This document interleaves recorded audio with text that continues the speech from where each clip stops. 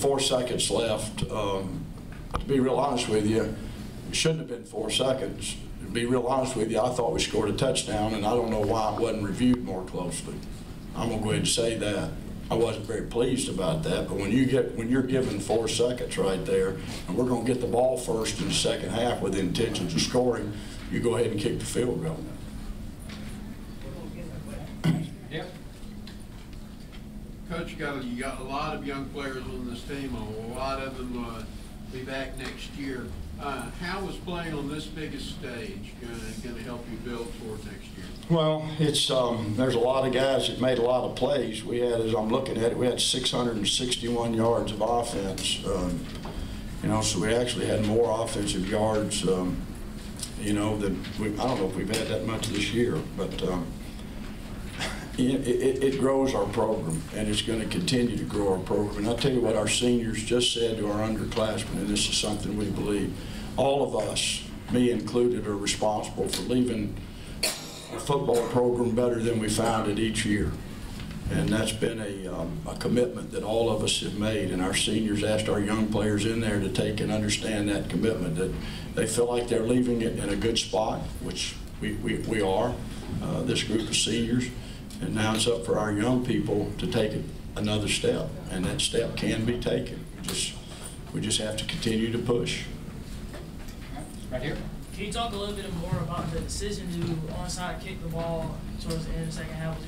Yeah, we had on tape seen things that we thought we had a chance to gain it. Possession of the ball, when I think we have a better than 50% chance, and we've been just perfect in practice with that particular play. We've got a lot of onside kick plays, and I felt like our kicker was executing it well. And knowing that we were getting the ball first in the second half, I thought it was a good time to kind of put a hammer on the situation. Even if we didn't get it, they get the ball. If they score, we're still getting the ball back. Maybe then, at the you know, with some time left in the first half, and then again, we're going to get it back first in the second half. So sometimes that's a good time to go ahead and take a shot and take an advantage if you think you've got a good opportunity. Yes.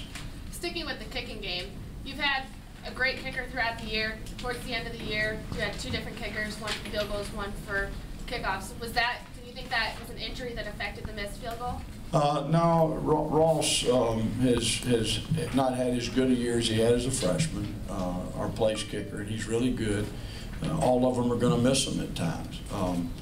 Jack Willoughby is a strong-legged guy. Sometimes when you get late in the season, kickers get a little leg weary. They kick so much, and I thought Jack was giving us better hang time and a better chance to cover kickoffs. So that's why we made that change. But Ross is fine and is going to be fine. I'm excited about Ross's future, and as we come back in spring practice and move forward, I think he's going to be great. I do. I think he's going to have a great 2014. Your thoughts on Anthony's final performance as a Blue Devil career game for him? Anthony Boone is back for us. He is not a final, so don't graduate him just yet. So Anthony Boone had a good football game. Unfortunately, you know, he made a really bad decision on the interception that was returned for a touchdown. We had a look that we were looking for. We didn't get the look, and we really should have run another play. He took a risk that was calculated, and it didn't work. And then, unfortunately, he didn't. You know, he just got hit, didn't get time to get off of the last interception. I really believe if we don't turn the ball over there, we're going to go down and score. And I thought we had a guy open. You know, I hadn't seen any tape. I think we had a guy open for a touchdown on that play if you'd have seen him earlier. Coach, talk about the execution of the first half. 5 touchdowns on your 5 possessions, and then a field goal after the onside. Well, we were running the football well and you know, clicking, and obviously hit the big play to Jameson. We were scoring touchdowns. I mean, we were still moving the ball the second half. We weren't scoring touchdowns. We converted key 4th downs.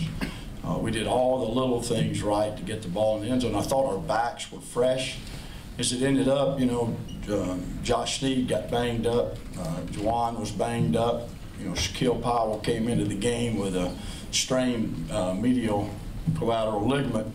It got a little harder than I thought it was going to, you know, without Duncan, to be honest with you, to have kind of the hammer we needed some in the second half to score in some difficult circumstances. But, you know, our running game really helped us a great deal. We had 234 yards rushing tonight and 427 yards passing. So with that kind of balance, you'd like to think you could score 60 points. You know. Back here.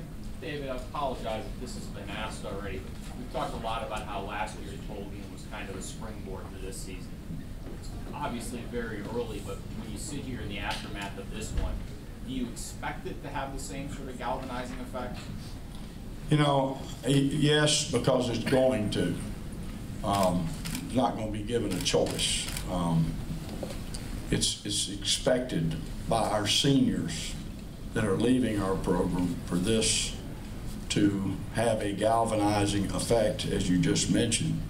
I already mentioned in there our team meeting will report back January 8th, and 9 o'clock in the morning there. I addressed our seniors and then I addressed our returning squad, and we're going to go to work right there having a great January. And I think they understand that, and they understand the bar's been raised by these seniors.